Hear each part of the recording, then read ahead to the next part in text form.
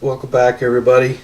I had a request, or actually several requests, to do updated versions of my collections videos. It's been quite a while since I've done any of these, and some recent events gave me the idea of starting with the polymer guns that are in the collection. Of course, these are the guns that I use also as my everyday carry guns in various forms, whether it be in the pocket or on the belt or in the waistband, but these are the guns that serve that purpose. As a general rule, I'm not a polymer gun fan, but they work and they do what they're supposed to do. They're like a good tool rather than a collector's item, so I don't really consider this part of any sort of a collection other than the collection of what works for me for everyday carry. Now, this collection has changed since I did the original video in a couple of ways. I've featured a couple of these guns in other videos, such as the Ruger LCP and 380 Auto. It was converted with a Sweet Pea trigger. Incidentally, all these guns have been checked. The magazines are empty, the chambers are empty. But the LCP went through a few changes, and I got it to where it's functioning good now. It's probably carried more than any other firearm on the list. The little Ruger 380 ACP is a wonderful gun. You can see there's quite a bit of wear on it now. It gets shot almost every week when I go to the shooting range, and has not failed me yet. Of course, it's the only one of the three that is not a striker fired gun. It's a hammer fired gun. Has that long first double action trigger pull, and then the long second double action trigger pull. It's going to stay consistent throughout its firing cycle, unlike say a double action revolver or automatic semi-automatic that's going to turn into a single action after that first shot. This one doesn't do that. It remains only partially cocked on the hammer, so I'll demonstrate. We'll lock it open. As you can see, chamber is empty. But you can see the hammer there. Now it's partially cocked. It finishes cocking with the trigger pull. Once it resets, you have a 2-click reset. First click, there's the second click. Hammer's only partly cocked again. And that's part of the safety feature on this firearm. And since it has no thumb safety and that long double action trigger pull, really safe gun. The second one laying out here is the Smith & Wesson Shield, M&P Shield in 9mm. This is carried on my belt, resides by the bedside, along with probably all three of them will be found somewhere around me at all times. Has a Laser Max laser on it. And if you're familiar with M&Ps, very nice pistols out of the box. This one does have a thumb safety, which I never use anyway. I wish I had one of the newer ones that didn't have the thumb safety. But the triggers are always a little rough on these. Wonderful firearms, all except for the trigger. And Smith & Wessons are known in their revolvers for having good triggers, but they haven't gotten these down yet. They're okay, they work, but I ended up putting an Apex trigger in this one to lighten it up just a hair and to give it a much more positive reset. And general overall trigger control for me. I have to have a good trigger to shoot well, and it can be heavy, but it's got to be good, and it's got to be crisp. Laser Max laser, as you can see.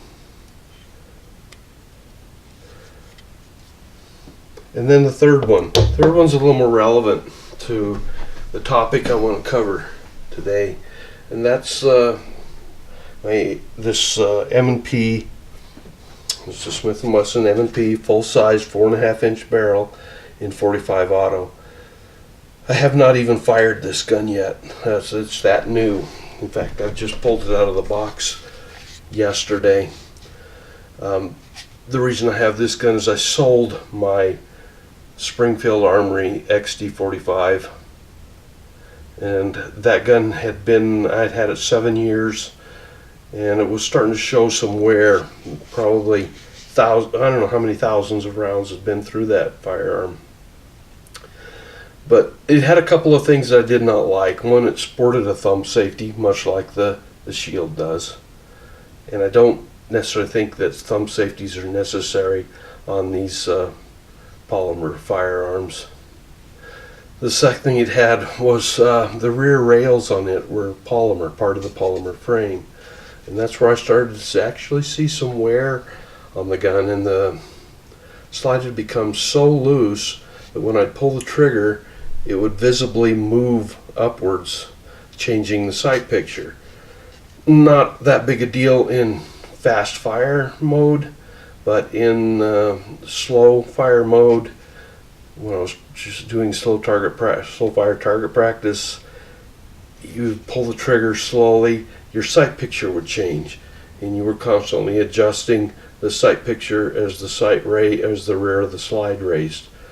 Now, it was consistent, so in double taps, triple taps, etc., it was extremely accurate because the slide moved the same every time. Didn't really affect my point of aim. But a slow fire it did, because as I would bring the gun up, and it would shoot in a different place than when I was doing rapid trigger pulls. So, why did I was actually going to replace it with another XD or XDM in 45 ACP. But with the recent developments of Springfield and not knowing the outcome of that total story, I decided to go with the Smith & Wesson MP. This one will also receive a Apex trigger, because even though they're fantastic firearms, it still has a horrible trigger. This one, I measured it, it's about just a twitch over 8 pounds. Again, we'll double check, make sure it's completely empty. Now with it cocked, I'll go ahead and pull the trigger here, and you'll see it's like, from this point, it's like 50 grit sandpaper rubbing against each other, two pieces of it. Once you finally get to the trigger break, it's rather good. Nice, crisp, but it is pull, 8 pounds plus for the trigger pull. Reset is very vague, almost non-existent. Now compare that to the Apex trigger that's in the Shield, in which that one will be getting, and I should reduce the weight of the trigger pull down to about 4.5 pounds, which is about where this one is at. Again, we'll verify.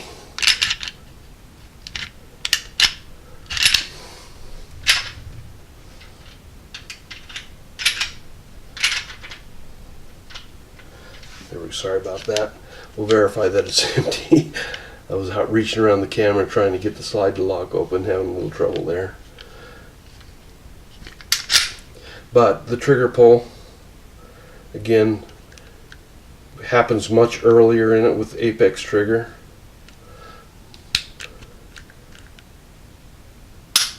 You see why I don't like thumb safeties right there. I'd put it on earlier. Now we're going to cock the gun.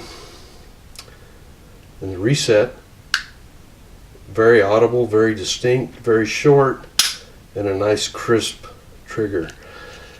So what I actually was doing when I bought this gun was looking for a Walther, because I know they're renowned for very good triggers. But finding a Walther where I live in the caliber, the new PPQ45, nope, wasn't going to happen. So I ended up with this for my current gun, and hopefully Springfield Armory and Rock River get everything straightened out on their end. It sounds like they're backpedaling a little bit right now. They claim that they were not aware of what was going on, even though the association that bailed out on Illinois was part of their company, or actually their company formed that association. It's the Illinois Firearms Manufacturers Association. May not be completely right on that, but that's where this trouble started. So until I get straightened out, I couldn't support them again, and ended up going with this, with what I think is just as good, if not better, firearm in the Smith & Wesson MP full size 45.